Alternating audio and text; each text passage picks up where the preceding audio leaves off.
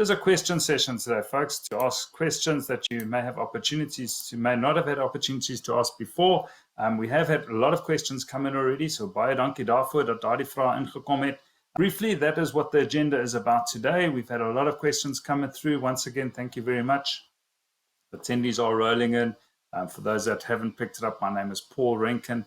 I'm from FEDSAS. Welcome to the session. Jaco on board. Thank you very much, Jaco. I know you've been involved in all sorts of things today. And thank you very much for giving us some time and going through those questions that have been sent through to us from there. So, yeah, great. Over to you, Jaco. Oor na jou toe. Oh, thanks. Thanks, Paul. Good afternoon, all. Middag. Paul said, I slipped out of another meeting. The minister opened the sector education Legotla this morning. And we had a few very interesting presentations on the fallout of our learners in the throughput rate and experts joining us from the UK and from France. So the nice thing is we are more than 800 people in that Legotla, but only 200 people can attend in person due to the limitations in that venue. But the advantage of having your international guests interacting. So yeah, definitely a year of blended learning models, and hopefully going forward. So ek dink ons almal het 'n paar lesse geleer in hierdie proses. Wat ons gaan doen vanmiddag, het 'n lekker klomp vrae ingekom. En ek gaan daardie vrae op my skerm met julle deel, Paul, and just make sure that I'm indeed sharing the right one with you guys. En ek gaan voor die tyd die vrae wat ingekom het, gaan ek eers hanteer. Maar ons gaan so deur die loop van die middag probeer om ook soveel as moontlik vrae wat julle dan nou ingestuur of in die lewendige sessie dan met ons deel, dan ook te antwoord. So ek gaan regtig my bes probeer dat ons by alles kan uitkom vanmiddag. Die jaar het tot 'n mate vreemd begin en dalk moet ek dit net heel in die begin sê. Daar is intense besprekings op hierdie stadium om alle kinders 100% terugkom. The president sent out a very urgent message to all the departments and asked the DGs, are you guys ready if we're going to end the Disaster Management Act or the operation of the Disaster Management Act, that there's no gap, a legislative gap between the directives we have in education and how we're going to proceed with the management of COVID if the Disaster Management Act is lifted. Want die oomblik wat die rampwet gelig word, dan verval al daardie direktiewe wat ons in die laaste 2 jaar aan gewoond geraak het in onderwys val weg. So ek dink in ons koppe moet ons onsself begin gereed kry vir 'n nuwe model wat kom en hoe ons dan gaan aanpas en gaan werk. Nou terwyl ek dit sê, weet ek, daar is nogal 'n paar COVID hotspots op hierdie stadium waarvan ons bewus is. Bloemfontein het toevallige uitbraak op 'n paar punte. Ek weet 'n paar Gautengse skole en ek het gehoor in die Weskaap is daar dele, maar vir die res lyk dit tamelik onder beheer. Maar ja, kom ons kyk gou. Die eerste klomp vrae het alles ingekom oor die prosesse van vergaderings. Die quorum, wie behoort daar te wees? En in die begin van die jaar kan ou verwag dat daar 'n paar vakatures ook gaan wees. So how do you deal with the vacancies that currently exist and your by-elections in between? So I expect a few of you will be busy with that. The first question is about clarification, about documentation, about a quorum of an SGB meeting.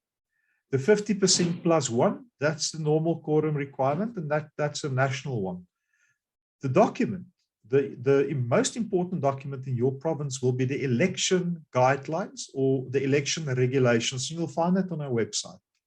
And the provinces normally deal with the quorum in that document. So die quorum vereiste is nie spesifiek in die SA skolewet uiteengesit nie, dis die normale vergadering praktyk wat sê dis 50 plus 1. But the interesting thing is, we need to distinguish between how the SGB is formed and the requirement for a quorum. In the formation of the SGB, the parent component must be in the majority when we form the SGB. So daarom gaan altyd een ouer meer wees wat verkies word tot die struktuur. Maar die oomblik wat ek verkies is in 'n struktuur, dan hou ons optel wie is die ouers en wie is die onderwysers, then we're the SGB. So at your meeting, you're not going to count are the parents in the majority in the meeting. The quorum, it doesn't depend on the majority of parents in the meeting. Ek gaan dit in Afrikaans ook herhaal. Die quorum word nie bepaal as daar 'n meerderheid ouers in die vergadering is. As jy 50% van jou beheerliggaam, almal ingesluit, plus 1 is, dan is dit 'n wettige gekonstitueerde vergadering, so jy sou kon aangaan met die vergadering. I think that's a crucial one to remember. The moment we're in the SGB, all of us are SGB members, and then you continue. Obviously, when you miss meetings, in some provinces, and you have to go back to the election regulations, if you miss 3 SGB meetings without a very good reason, in some provinces, they say you must proceed to remove that person, obviously due process.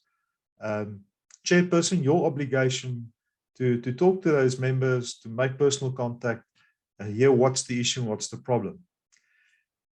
So the important document will be your election guidelines in your province, or election regulations, number 1. But number 2 is the constitution of your SGB. Elke beheerliggaam met sy eie grondwet, hy sê, gaan we teruggaan na jou eie dokument toe ook. Wat is ons eie dokument toe, gaan ons hiermee handel. Then there's a comment. Sometimes we need more information from other stakeholders as well. Nou die dae toe ek nou op die beheerliggaam gedien het, nou is ek daar, ek is 'n prokureur, en daar is 'n boer, en daar is 'n rekenmeester, en nou moet ons praat oor skoolure en handboeke. Ons is nie die beste mense om daaroor besluite te neem nie, alhoewel die beheerliggaam dit moet doen. So ons maak staat op die professionele span in die skool om goeie inligting op die beheerliggaam se tafel te sit.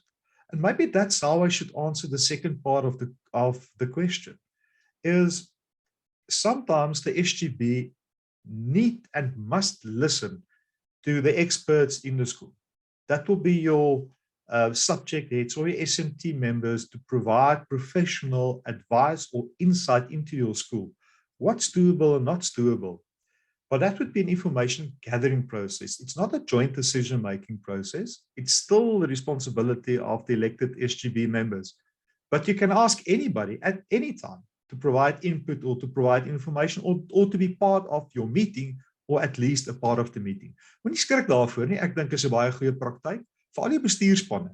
Vir alles ou groot besluite moet neem wat die skool se hartklop direk raak. Konsulteer eerder weier as wat ou jammer is, ou doen dit dalk te stadig. A by-election. What's a by-election all about? If there's a vacancy on the SGB, then you need to have a by-election. That vacancy can be for educator and non-educator. Normally, those people are there for longer terms at the school. Most of the by-elections will be in the parent component, where the learners leave the school, and the moment the Act says, the moment you're no longer part of that definition, you're no longer a parent, at that very moment, your memberships stops. That very moment. So die oomblik dat die matriek ouers hulle uitslaag gekry het van hulle kinders, op daai oomblik is nie meer lede van die beheerliggaam nie. In terms of the Schools Act, within you can co-opt parents, if it's a parent vacancy, with full voting rights, the SGB, for a maximum period of 90 days. So die 90 dae with voting rights as co-opted members of the SGB, the 90 days will give them sufficient time as school principal to engage with your department, your circuit manager, to make sure that they appoint an electoral officer. Normally it will be the same one who conducted the election in the first time or the first instance. And then you set the date, and then it's a normal process like you would normally do. In die provinsies wat dit elektronies kan doen, julle kan dit weer elektronies doen. If you need to bring an application for a full day election, then you do that exactly the same as the other one.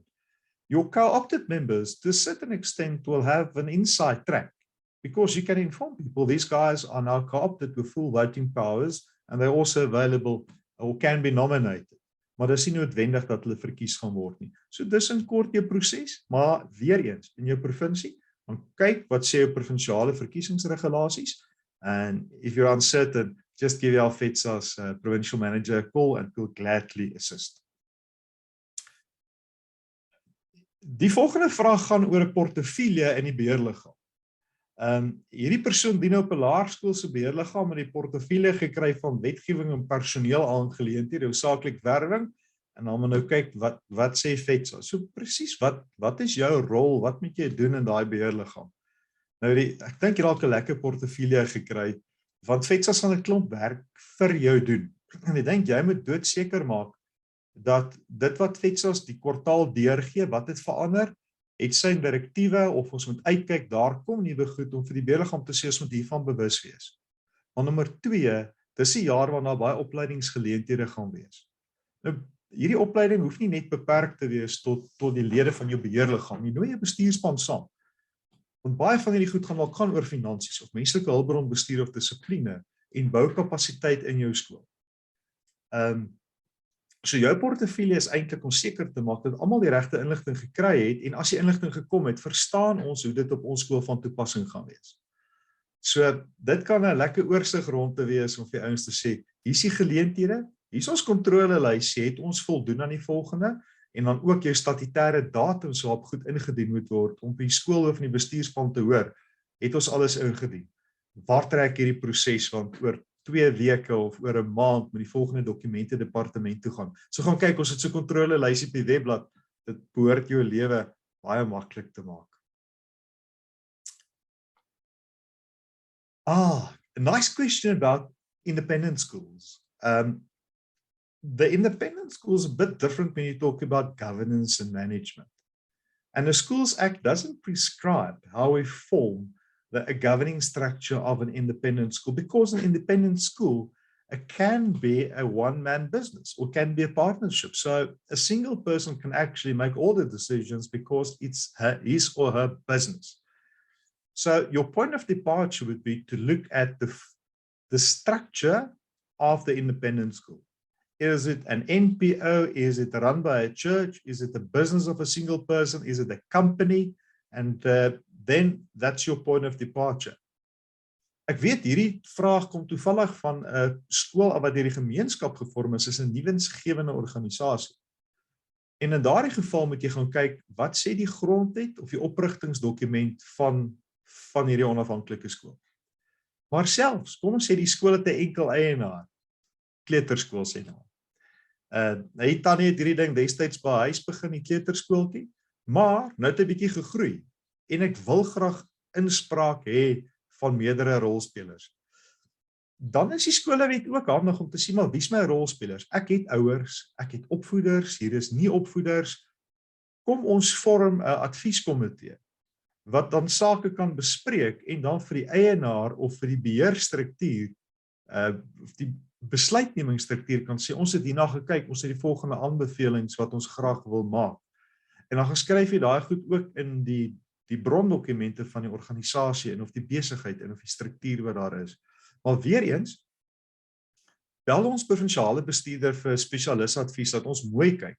Wat is die struktuur en wat is die besluitnemingsmagte wees van 'n komitee of is dit 'n advieskomitee en of kan daai struktuur omvorm word in 'n vorm van 'n beheerliggaam. Wat sê riglyne vir 'n beheerliggaamverkiesing of 'n tussenverkiesing vir 'n onafhanklike skool? Die Weskaapstelsel is lomp. Ons het afgewyk. Dit is nie Weskaap nie, dis die hele verkiesingsstelsel is eintlik gebou vir openbare skole. Die grondwet van die skool gaan bepaal hoe word mense verkies. So jy kan self besluit. Sê dis 'n enkel nominasie of nie verkiesing nie, dit word aangewys of die eienaar besluit. So jy moet teruggaan na die brondokument. Hoe is hierdie besigheid opgerig en hoe word die besigheid bedryf? En daarvan af gaan ons eers die advies kan gee. So die riglyne vir die openbare skole is glad nie van toepassing. Net handig om te kyk wie is die rolspelers en hoe kan ons hulle betrek by die besluitnemingsproses. I thought this is a very interesting question. Am I allowed to change a local secondary school, the only secondary school, to a 24/7 operations with a serious commercial link that will help the poverty-stricken community? And the answer is yes. It's interesting, section 37 allows for business operations at school, and the SGB can decide on how to utilize the school, even the school hours. So I presume this instance is how we can utilize the facilities. The moment you enter into a lease agreement, you must obtain the permission of the MEC in your province. We've got an example document on the website, and you must comply with section 36 of SASA. Ons het lekker voorbeelde gaan kyk daarna. Daar is natuurlik beperking op hierdie besigheidsaktiwiteite. Ons nie so besigheid bedryf dat dit nou 'n invloed het op ons skoolaktiwiteite nie en die veiligheid van die kinders nie. So daar's 'n paar voorvereistes, maar die skool en sy fasiliteite kan meer gebruik word. Party skole het 'n oggendgroep en 'n middaggroep of selfs aandklasse. Beheerliggame kan net nie gaan inmeng in die arbeidsverhoudinge en tussen die departement en sy werknemers.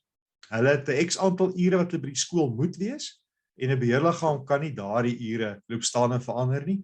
En die skoolhoof gaan die beheerliggaam ook mooi moet adviseer oor die minimum hoeveelheid ure wat die kinders daar moet wees om die kurrikulum te voltooi. But that's an interesting question. Again, contact the provincial manager that we can provide you with more advice, but it's possible within certain limitations. Die volgende vraag handel oor toestemming as kinders moet reis. Nou weet ek, COVID het ons almal se planne deurmekaar gegooi. Vroeër was dit net die reën wat gesê het of ons speel nou hierdie middag cricket of ons speel nou nie cricket nie, maar COVID het nogal 'n paar vinnige goed tot gevolg gehad. En hierdie vraag gaan daaroor. Goed word partykeer vinnig gereël, nie tyd en behoorlik die departement aansoek te doen vir toestemming nie. Kan die leerders ontneem van sulke geleenthede? Dit is so. Hoe maak ons? Kan ons nie voortgaan? 3 jaar terug was daar 'n verskriklike tragedie gewees waar Enoch Kompanzi sy lewe verloor het by 'n kamp. 'n Gauteng skool wat in 'n naburige provinsie 'n kamp gehad het en ons het almal gelees in hierdie rivier wat in daai stadium lyk my 'n vloed was of baie sterk gevloei het wat die graad 8 leerder verdrink het. En die moeilikheid vir die skole toe gehad het. Nou as jy in Gauteng bly met jou ore spits. Julle moet 3 maande voordat julle uit die provinsie uitgaan, moet julle die toestemming kry. Nou al die amptenare is oor hulle vingers getik om te sê hulle was aandadig deur nie te antwoord nie. Maar die kort is, moenie ry as jou provinsie vereis dat jy toestemming moet kry nie. Ek is nou hier in die Vrystaat en ek weet toe ek beheerliggaam voorsitter was dat ons die kwartaalprogram vir die departement gestuur en ek weet nie of is die terugvoer elke keer oral gegee noodwendig per insident nie, maar die departement gesê ons gee goedkeuring vir die normale program het ingekom.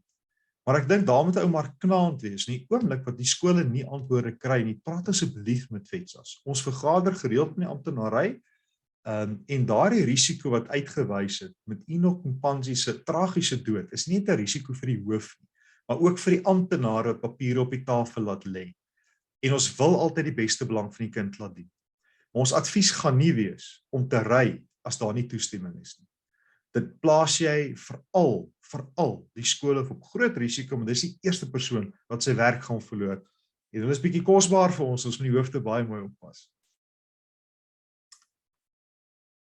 Gepraat daarvan, 'n vraag van 'n skole wat sê die beheerliggaam ondermyn my diskresie by die skool en besluitneming word bevraagteken, geen tot min vertroue word in my geplaas nie. Wat staan my as skoolhoof te doen? Daai vraag, ek dink ek is 'n onderliggende vraag by baie skole waar daar bietjie geknor word oor beheer en bestuur. Nou as julle verlede jaar die opleidingsgeleenthede bygewoon het, sessie 1, het ek bietjie daaroor gepraat. I'm going to switch over to English, but I'll come back to Afrikaans again. If parties understand the role that governance and management are two sides of the same coin, we cannot exist without the other. There's a distinct role to play, but it's not as easy to say that's your part and this is my part. So we talk about this virtuous cycle of trust, respect, and openness. Principal, my advice to you is start that process. Be very open. Help the SGB to trust you. Provide them with sufficient information. Be respectful in that process. Get the FEDSAS manager in the province to work through a session or sit and look at that very first session. And to understand the role of the SGB is to provide this framework where our professional staff can flourish. If it's the other way around, and the management structure runs the school without working in line with what's happening, then you're actually on your own. Jy maak jy oop vir geweldige potensiële litigasie, jy werk nie binne struktuur en beleid nie, en jy stel jouself geweldig bloot.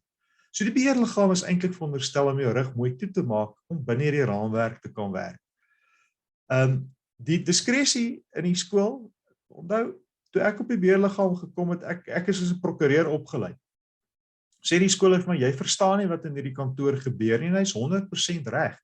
Die enigste manier ek gaan verstaan wat in jou kantoor gebeur, is as jy daai deur bietjie oopmaak, om te sê, julle, dis die spasie waar binne ons werk. Dis my uitdagings, dis die frustrasie, dis die besluite wat ek moet neem. Net wat so rukkie om daai vertroue te bou. So moenie wegstap van daai sirkel van vertroue, respek en openheid. En dis 'n baie goeie beginpunt. Maar gaan saam deur daai eerste sessie van FEDSAS se opleiding. Dieselfde gaan om die hoof te kritiseer op besluite wat geneem word. As hierdie kritiek binne jou beheerliggaamvergadering plaasvind, is dit wonderlik. Ek is meer bekommerd oor daai kritiek as ons buite ons strukture praat. Binne 'n vergadering behoort ons regtig lekker oop en konstruktief met mekaar te praat, en as dit as kritiek gesien en beskou word, hanteer dit dan so. Maar gaan kyk waar's die raamwerk. En partykeer is dit nodig dat die beheerliggaamvoorsitter dalk maar beheer nie om te sê, maar kom ons gee net 'n tree terug, kom ons kyk na die groter prentjie. Dat 'n beheerliggaam nie so mikrobestuur betrokke raak, dat hierdie beheerliggaamlede nie hulle ander werke kan doen nie. That's not the role and the task of the SGB. To run the school, the operational matters is the responsibility of the school principal and the SOHO management team. That's it. But they provide quality and good and thorough feedback to your structures. Ek dink nie daar's meer 'n verskoning vir hoe wat sê, ek moes 'n verskriklike vinnige besluit neem, ek kon niemand raadpleeg nie. Ek weet 'n WhatsApp groepie, 'n vinnige oproep na jou voorsitter om te sê, ons gaan moeilike vergadering by mekaar maak, ek moet nou hierdie besluit neem. Kom ons praat net gou met mekaar daaroor, dan ons terug by daai vertroue. As jy langtermyn vertrouensverhouding gebou het in die beheerliggaam, gaan daai ouens verstaan jy het hierdie besluit in goeie trou geneem. En daar gaan ruimte geskep word vir dit. So begin met 'n verhouding. Die vertroue gaan later kom, maar die verhouding staan op daai openheid, so praat met mekaar. Back to the school hours. The next question, who's responsible to determine the school hours? Your governing body. Says who? The Schools Act. Die skolewet sê, die beheerliggaam bepaal die skoolure van die skool. Dis dit. So skole personeel kan nie iets anders besluit nie. Kom wel met goeie voorstelle. Die beheerliggaam weet, jy help ons begin te vroeg in die oggend nie, of te laat in die middag nie. Of koördineer. As dit 'n dorp is, dan is dit baie lastig as die hoërskool en die laerskool dalk so ver uit mekaar uitkom dat ouers dalk moet sit of met een rit kan nie albei optel nie. Maar praat met mekaar. Mag die skole vir besluit neem en dan op 'n tyd die beheerliggaam daarvan inlig? Nee, nie op skoolure nie. Glad nie op skoolure nie. Dit moet beheerliggaam toe gaan. Hierdie skole voel of hy onder die bus ingegooi is, dan jy het onder die bus ingestap as jy so iets gedoen het. Dis nie die beheerliggaam se skuld nie. Dis natuurlik iets anders as daar 'n noodtoestand was. An urgent emergency, you're going to make the call spot on. You're allowed to do that. But then you need to justify to show this is an emergency. Om 'n skool te sluit, kan nie die beheerliggaam of die skole doen. Dis gewoonlik 'n onderwyshoof wat moet sê, ek sluit die skole in 'n bepaalde area. Verlede week, is lekker gereën in die Vrystaat. In die Putari-Chaba area het dit so gereën dat mense kon nie skole toe gaan. Die skoolhoof en die beheerliggaam in 'n vakbond kon nie sê ons sluit die skole nie. Dit moes die onderwyshoof wees wat sê ons sluit die skole. So skole neem jou mense in vertroue. Jy het geen beskerming as jy skoolure verander het en die beheerliggaam het nie daardie besluit geneem nie. Dan is jy ongelukkig op jou eie. Praat met die beheerliggaam. Ekskuus, ek wil net weer terugkom. Jou ure kan natuurlik ook weer verander. As ons sien dit het nie gewerk nie. Beheerliggaam konsulteer met die ouer gemeenskap. Eerder so 'n ou net besluit te neem sonder om jou rolspelers te ken daarin. So engage with your community. Relationships, die gemeenskap, personeel, ouers sien, ervaar, is dankbaar vir die wonderlike positiewe gevoel en verandering wat plaasgevind het binne buite die skool. Die beheerliggaam aan die ander kant maak notas, kritiseer in privaatheid, enige raad, enige aanbevelings. Praat met mekaar. Maak tyd in jou vergaderings om die papiere bietjie neer te sit en te droom oor die skool. Ek dink ons gaan baie keer te vinnig in hierdie sakekomponent in die vergadering en ons hoor nie mekaar se harte nie. Ek is gemaklik as ou die moeilike vrae, selfs al gaan dit baie goed met jou skool in daai beheerliggaam vergadering vra, want dit maak dat jy skerp gaan bly. I'm concerned when I start to see that these discussions, the difficult discussions and critique takes place outside the structures, then it's not helpful. It's gossip, that's it. Dis 'n geskinder, and gossip won't help you. So back to our virtuous cycle of respect and trust and openness. That's the discussion you need to have there. Again, as in full SGB, sit and work through those induction DVDs and videos that we've recorded. COVID, ek het gehoop daar kom iewers 'n COVID vraag. Dis interessant, ons het nogal 'n paar leerders uit die stelsel gesien wat tuisonderrig toe gaan. En nou raak die tuisonderrig moeite en harde werk, 'n paar maande terug aan kantoor toe. Nou wil baie van hierdie kinders begin teruggaan. I understand the dilemma for schools. You don't exactly know the standard on which those kids are. Maybe you don't have space for them, but I do think you cannot simply put the child back in a class if you don't have a proper assessment if the child is on that specific level. If they've exited the system, then they need to apply again for admission. Die kind moet weer toegelaat word tot die skool in terme van jou skool se toelatingsbeleid. As jou skool vol is jou skool vol. But this time around, if you're going to do a test, it's not a test to admit the learner to the school. That's not allowed. The test you're going to do is to determine in which grade the child should be. Dit maak ouers baie kwaad want hulle voel hulle het hard gewerk by die huis en nou is die kind nie op standaard nie. So jy moet nou 'n peiling gaan doen en ek dink 'n lekker oop en eerlike gesprek met pa en ma om te sê ons verstaan julle tuisonderrig gegee. Maar kom ons kyk, wat se vlak is die kind en besluit met die beste belang van die kind geneem word. En dis waar 'n gesprek gaan wees. What's in the best interest of the child? But if somebody left the school, they've exited the school, it's a brand new application. So you cannot simply walk in to say, I'm back. As jy natuurlik plek het. Sterkte daarmee, ek dink ons gaan 'n paar hierdie jaar kry. A number of questions about finances, about your accountants and the auditors. And an inquiry from a district.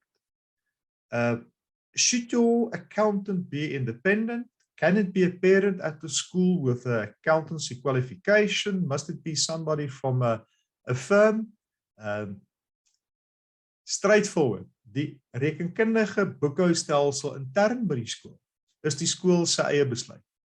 Hoe hanteer jy jou eie finansiële stelsel en boekhoudstelsel? Die enigste vereiste in die skolewet is dat jy geauditeerde boeke vir die geauditeerde state vir die departement moet instuur. En dis in terme van artikel 43.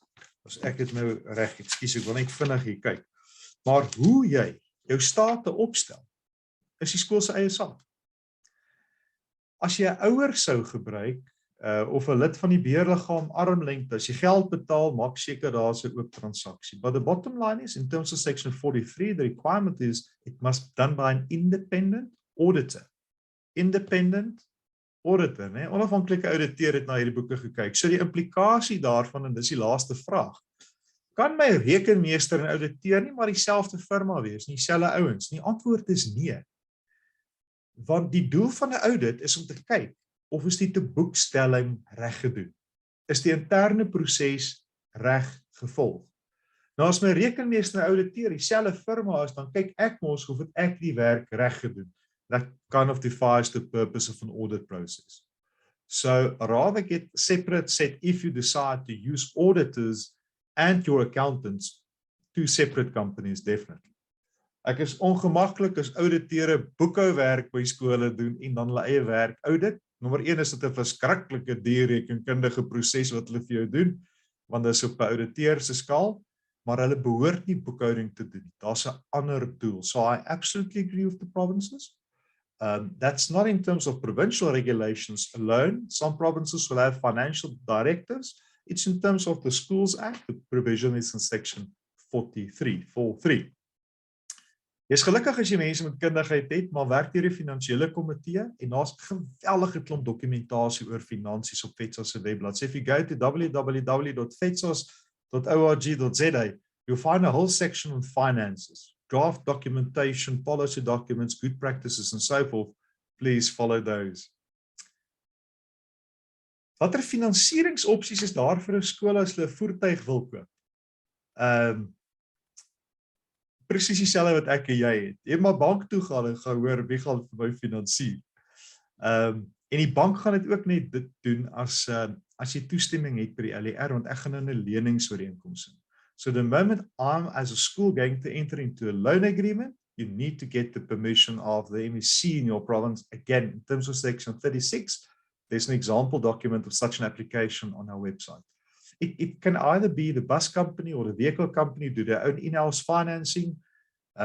It can be through a bank or any kind of loan. Just make sure that it's in writing, the school will benefit, and so forth. So die financieringsopsies is maar die gewone lening wat ek en jy so aangaan as ons op dalk 'n voertuig kan koop en nie kontant kan koop nie. Procurement procedure. Again, if you go to our website, we do have a document or two on procurement. An whole process to procure. And remember, when we start to deal with our school clothing, the Competition Commission had a few things to say about school clothes and those process. But the document that will guide you is normally your financial policy at the school. How do we go about when we buy stuff? When do we need to get more than one quote? Who will give permission on what level? Sometimes it will go back to the full financial committee. If it's within the range of the budget, maybe purchases above 50,000 need 2 or 3 quotes. Smaller purchases, the principal and the management team. But a document that will guide you is normally the financial policy. So gaan kyk baie mooi daarna. As jy wonder, if you're still uncertain about the process, please, at the end we're going to give you the contact details of our provincial managers and let's discuss that specific issue at your school. Maar die algemene reëling is, gaan kyk wat sê finansiële beleid en dateer die goed op. 'n Paar jaar terug het ons gedink 'n aankoop van R5,000 is baie geld. Nou is dit min. En ek wil tog nie elke beheerliggaam lid met toestemming gee vir klein aankoop nie. Dit moet prakties wees, dit moet doenbaar wees. We're moving over to grade R. The interesting move from social development, it's not grade R, it's the young ones below grade R. Grade R is already part of the school system. The definition of a school is where education takes place from grade R up to grade 12. The moment you get some form of support from the provincial department for grade R, whether it's a subsidy or in form of a post or any kind of a support, those parents can actually bring an application for school fee exemption. Hulle pas nou in dieselfde kategorie. Hulle is volouuders, hulle kan nie die beheerliggaam verkies word en hulle kan die beheerliggaam staan. En op hierdie stadium kan ouers by graad R inskryf. Want die skoolpligtige ouderdom is eers vanaf graad 1. Maar ons weet, die wysigingswet is tans voor die parlement en ons vermoed dat dit hier September se koers gaan gefinaliseer gaan wees en deel van die voorstelle is dat die skoolpligtige ouderdom van graad 1 eintlik na graad R toeskuif. So in plaas van die jaar waarin jy 7 word, gaan dit nou wees die jaar waarin jy 6 word met jy skool toe gaan. So dan is dit eers amptelik skoolpligtig en dan sou jy in 'n low-fee skool gratis skool kon wees of in 'n skoolgeldskool en dan gaan jy 'n normale proses met volg van vrystelling. The incorporation of grade R into the department or in schools, it's always been in the Department of Education. It's the younger ones that will move from social development. Those of the non-school going age, they will move over, or the full move on the 1st of April. So yes, those grade R parents will qualify for or they'll be part of parents that can apply for exemptions, but they must still qualify. So you're going to use the same method.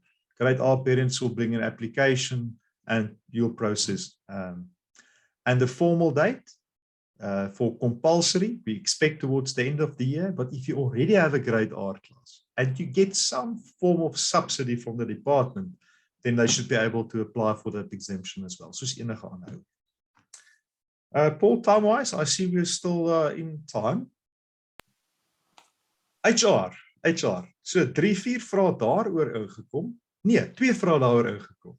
Die Elsop skool, dis nou 'n skool met leerders met spesiale onderwysbehoeftes, or ELSIN is the English term we sometimes use in Afrikaans as well.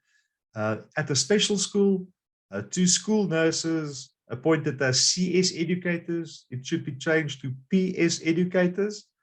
I presume that's in the Western Cape. Hulle gebruik daardie term CS en PS. Hoof het al alles probeer, maar die departement kan blykbaar nie die kontrak verander nie. Dis nie waar nie. Skakel met ons provinsiale mense in jou provinsie, dat ons saam met die vakbonde spesifiek gaan kyk om daai saak aan te spreek. En ook hoekom die aanstelling so gemaak is. Ons so 'n bietjie meer inligting daaroor moet kry. Ek net sê, in ons spesiale skole is daar 'n klomp ander poste wat ons nie in die ander openbare skole het nie. So ons sielkundiges en ons arbeidsterapeute en fisioterapeute word almal gesien as deel van die opvoederskorps by die skool, maar hulle lewer 'n professionele diens, so 'n klein uitsonderingkie daar by hulle. And then Santi, skus, net my laaste vraag moet ek nog gaan sien. As jy vir my enetjie sal teruggaan gou, het ek myself geskuif. Kom ek deel gou weer my Skus, Jaco, skerm. ek het jou afgehaal, jy moet weer ingaan. Moet ek weer ingaan? Ja. Ek sal vinnig weer vir jou ingaan. Kom ek kyk gou. Dis net daai laaste vraagie wat ek net gou wys. Dis nie 'n probleem nie. Yes, die departement versuim om tydelike aanstellings te maak en te befonds. 'n Dringende intervensie. Nou, kinders het 'n grondwetlike reg tot onderrig en die oomblik wat jy 'n pos het wat aan jou poste mandjie verklaar is. Nou die skool hoef te gaan weet waarvan ek praat. Daai pos is aan jou skool toegeken, dis 'n substantiëre pos op jou skool is. Dan is daar plig op die departement om daai pos te vul. As die departement voete sleep en die beheerliggaam het intussen iemand aangestel net dat daar 'n onderwyser in die klas kan wees, dan kan die skool 'n hofaansoek teen die departement bring om daardie geld terug te eis. Want die skool het nou namens die departement opgetree. Ons het jou saak waargeneem. So ons het 'n saakwaarnemingsaksie wat jy die geld kan terugeis, want die kinders het 'n grondwetlike reg tot onderwys. Ek weet nie wie hierdie vraag ingestuur het nie, maar skakel dringend met jou FEDSAS verteenwoordiger in die provinsie dat ons die besonderhede kan kry en jou kan help dat ons jou by die regte prokureur uitkry wat so aksie kan bring. Maar dan moet ons goeie papierwerk hê. Is ons deur al die prosesse, is dit 'n substantiëre pos, het die departement geweet nog steeds niks gedoen nie, en dan sê die beheerliggaam, ons kan nie die kinders versaak nie, en hou die bewyse, hoeveel kontrakte gesluit, wat se uitgawes het aangegaan is, en met 'n saakwaarnemingsaksie kan die geld gevorder word, maar die departement sal nog steeds dieselfde aansoek, ek sal my 2 dele laat bestaan. Die eerste een is verplig die departement om die aanstelling te maak, en nommer 2, die tweede deel van die aansoek, ons het as saakwaarnemer opgetree, nou moet ons vergoed word vir die uitgawe wat ons namens die staat aangegaan het. Ons 'n baie mooi Latynse term, maar net die prokureurs om nou geniet, so ek sê saakwaarneming daar laat. Sal dit dan nog vrae ingekom daar na jou toe? Oh, space in schools. I would like to inquire how the SGB can intervene and stand our ground regarding no space for learners. We always help where we have space.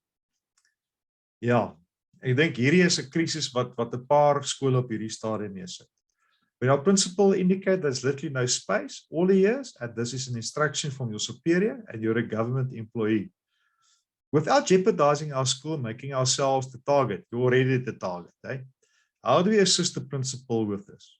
There are norms and standards with regard to space allocation in the classroom, how many learners can be placed in a specific venue, but it does not seem to apply. Okay, belangrik. First step, take the principal out of that dispute. The principal will be in a very, very difficult position as his employer will tell him, I'm your employer, I'm going to pay your pension, or I'll take it away. They'll start to threaten the principal. But if you look at the Schools Act, the admissions at the school, the admissions policy is determined by the SGB.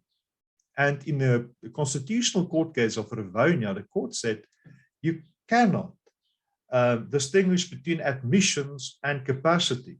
Capacity and admissions goes hand in hand. So your first step after you've isolated a principal to say we will deal with this with the department is you need to know the capacity of your school. do the capacity determination. Again, there's a beautiful document on our website. Part of our admissions policy is a guideline on how to determine the capacity with the number of urinals and water basins and toilets and so forth for children, and safety regulations and so forth. So determine your capacity. Then you can justify when you tell the school or the official or even the parents the school is full. Why? There's our numbers. We've done the determination. But what provinces do is they'll tell the principal, you're responsible for the administration of the admissions, and that's the role of the department. Yes, it is. But it must happen within line of the admissions policy. If there's a need, the Constitutional Court ruled in Rivonia, the HOD in the province must engage with the SGB, not intimidate the school principal, engage with the SGB. So if you're in that position, please, again, contact us. We do have a draft letter that you can send as a SGB chairperson to say, there's the ruling, this is our position. We will gladly, in terms of the Constitutional Court ruling in the Rivonia matter, engage with the HOD and see how we can help. And in that meeting, listen to the HOD, and then you can show the HOD your problem, and that you are really full, that you can justify the decisions, but protect your school principal in that regard. Aanstellings. Is daar 'n opleidingsboek beskikbaar rakende die proses wat presies gevolg moet word vir die aanstellings van posvlak 1, 2 en 3 onderwysers? Ja, daar is. Lekker. FEDSAS het daaroor baie dokumentasie. En laat ek gou my boek ook adverteer. Hoe is hierdie daar? Ons 2 lekker boeke, Engels en Afrikaans. Menslike hulpbron bestuur in openbare skole, Human Resource Management in Public Schools. You'll find that on the Utah website. If you go to the FEDSAS website, we'll link you to the Utah one. But also on the FEDSAS website, there's a whole section on appointments. Educators employed by the state and SGB educators. We've got a whole control list, a checklist for in the appointment process. As jy met aanstellings doen, weer eens, ons gee regtig lekker opleiding. Veral as dit kom by jou skool of aanstelling, weet hoe doen nou dit? Wat is daai proses? Nie prosedurele foute maak nie. So ja, asseblief, op ons webblad, ongelooflike lekker inligting. Ons het lekker opleidingsmateriaal daaroor, en ek het daai 2 boeke vir julle gewys. Okay, hier Santi, jy gooi aan, hè? Kom ons kyk.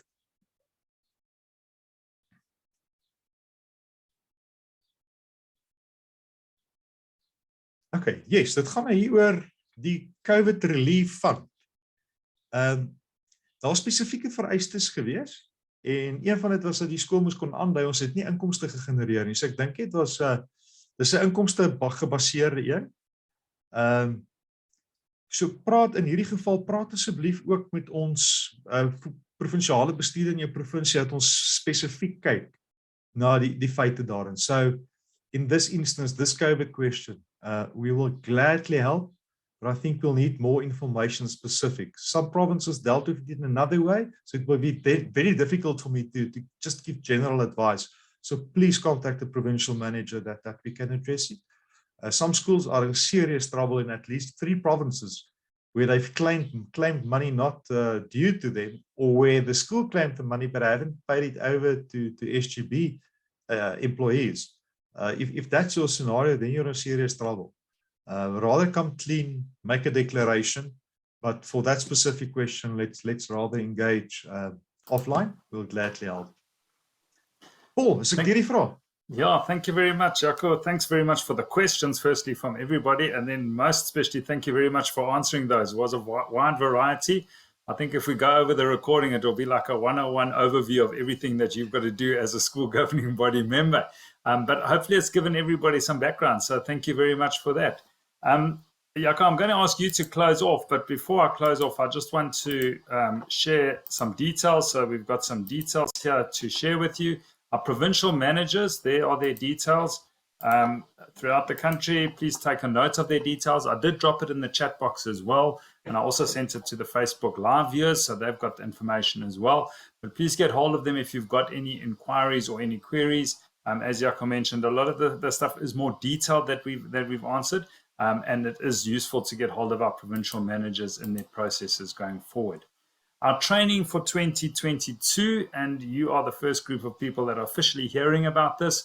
We have got a 12 series, 12 sets of training lined up to go through two sessions this term still. We've got 5 sessions next term and 5 sessions in the third term.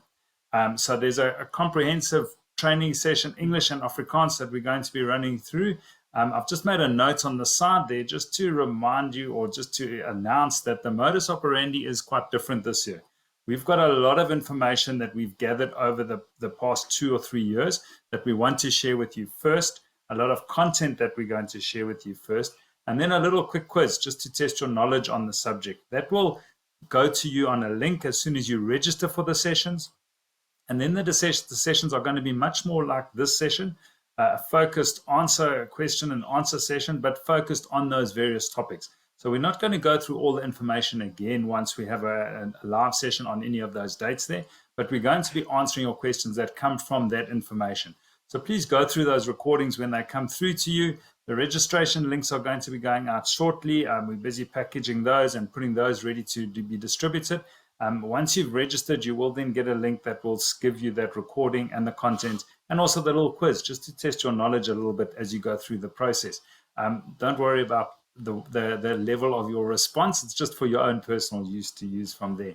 And then we are running voucher systems for any schools, FEDSAS member schools that are paid up by the 31st of March. You will get free access to all these webinars. Your governing body will be able to attend these webinars. They won't have to pay for them. They come in at 150 Rand plus VAT. So if you work that out, that you attend, or one member of your governing body attends the whole lot, that's just over 2,000 Rand. So it is a good saving, but it is a voucher system available to schools who do pay by the 31st of March. So if you can, please have a look at those details. If we look at the content quickly, we're talking about policy review right at the top. We're doing that on the 24th of February. And then we're looking at school fee management, looking at additional payments, that section 38A that really needs to be managed. Learner involvement, both with learner discipline and with learner involvement of the governing body. School budgets, just before you prep and get your school budgets in place on the 9th of June.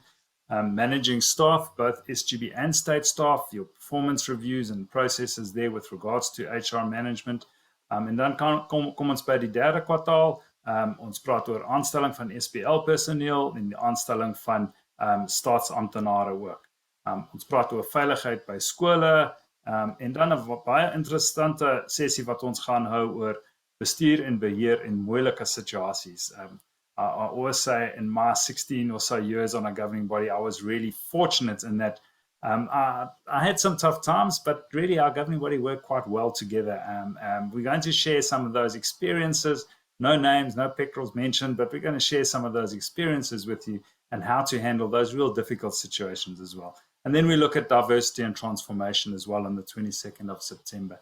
But please don't be worried about it. If you want to just attend the English ones, there are 12 sessions. If you want to attend the English or Afrikaans, there's an option to attend them. We'll alternate the days to try and alternate the time rather.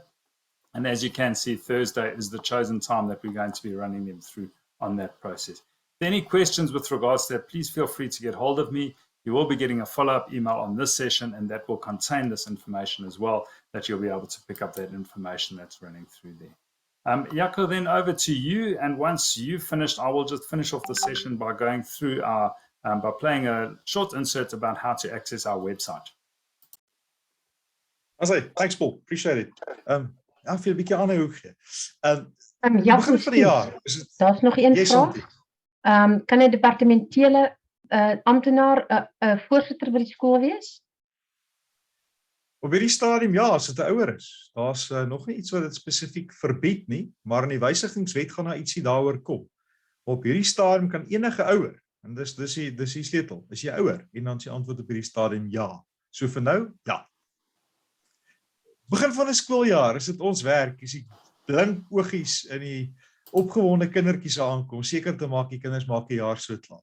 So pys julle self, weet as skoolleiers, maak seker die personeelkamer is 'n lekker plek om te wees. Skoolhoofde, ek lees iemand skryf, wat is die beste manier om na jou loopbaan te kyk? Sê jy moet nooit na jou loopbaan kyk nie, kyk nie hoe mense, en die mense sal sorg vir jou loopbaan. So at the end of the day, it's people that matters. So as a leader in your school, look after the rest of the SGB, look after your management team, look after your teachers and your staff. Wees lief vir die mense. Hulle sal goed wees vir jou. And the moment we start to live that, the moment we create an atmosphere where we're really respectful, where we are open, where we are trustworthy, something magical will happen in your school. Baie sterkte vir die jaar. Jy gaan die beste waarde uit FEDSAS se leergeld uit kry as jy ons gebruik. So woon hierdie goed by. Ons het 'n paar vergaderings wat ons bietjie mekaar in aangesig tot aangesig gaan sien. Die tweede helfte van die jaar kom ek in elke provinsie gaan ek kom kuier. So dit sal vir my lekker wees om jou te ontmoet. Alles van die beste vir die jaar. Mag dit vir jou baie goeie jaar wees. Thanks Paul, back to you.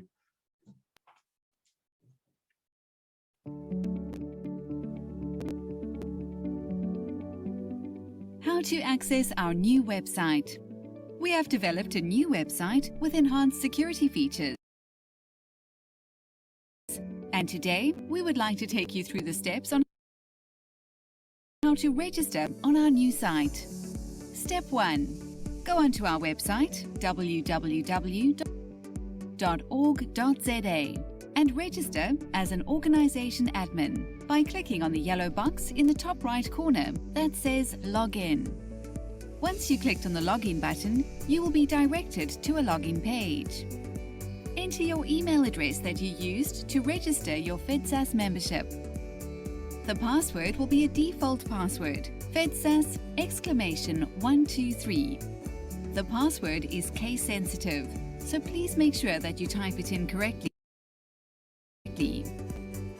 When you click on the login button, you will be redirected to create your own password using the email address that we have on our system.